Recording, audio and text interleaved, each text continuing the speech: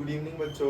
Good evening sir. यहाँ पे हम लोग 3 थ्योरम पढ़ेंगे, internal angle bisector, external angle bisector और एक इंटरनल और एक एक्सटर्नल, तीनों मैं बताऊंगा।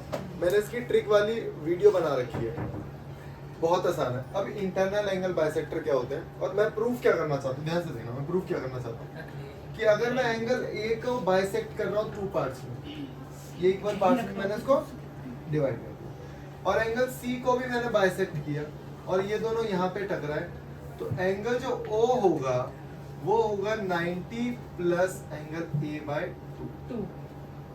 ओके, यहाँ पे मैं ना 2 इक्वेशन बनाऊंगा, ध्यान से देखना। 2 इक्वेशन क्या है, क्या मैं ऐसे लिख सकता हूँ, angle A plus angle B plus angle C is equal to 180। अरे तीनों को जोड़ के 180 है। अब मुझे ये बताओ, लेकिन अभी तो मैं बाइसेक्ट कर चुका हूँ। अब ध्यान से देखना, क्या मैं लिख सकता हूँ, इसको मैं b/2 लिख सकता हूँ।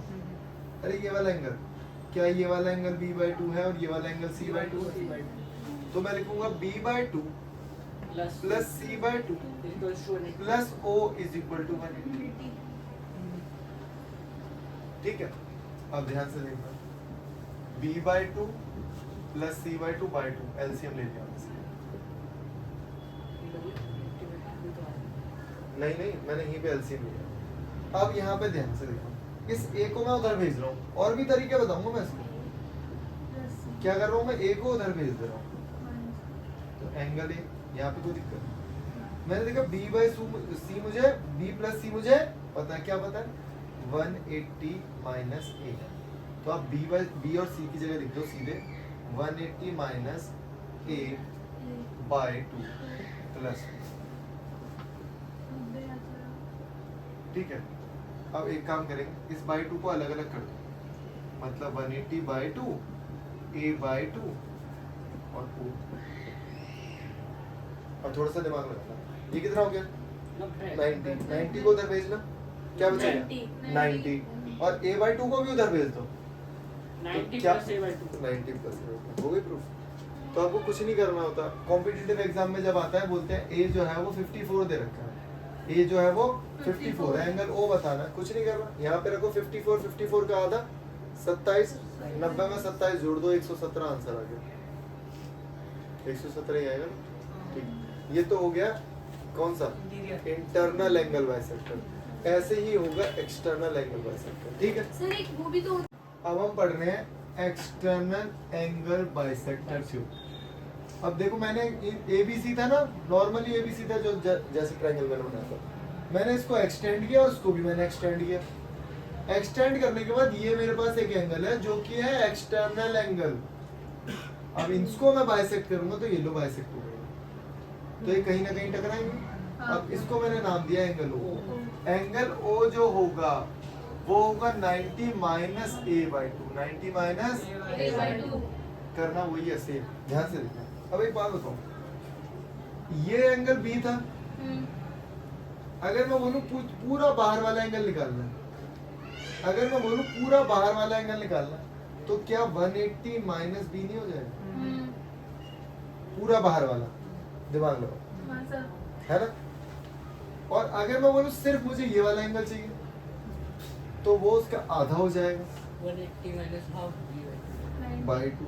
तो ये एंगल, मैं इसको एंगल 1 ले लेता हूँ और इसको एंगल 2 ले लेता हूँ। एंगल 1 ये हो गया, और एंगल 2 पता है क्या हो जाएगा। अच्छा देखो, ये एंगल C है भाई, ये एंगल C है, तो C 180 में से C को माइनस करूंगा, ये आ जाएगा। 180 में से C को माइनस किया तो ये आ गया, लेकिन मुझे सही चाहिए ये वाला आधा, तो 2। अब मुझे बता एक छोटी सी चीज, कि angle 1 plus angle 2 plus angle O is equal to 180 degree.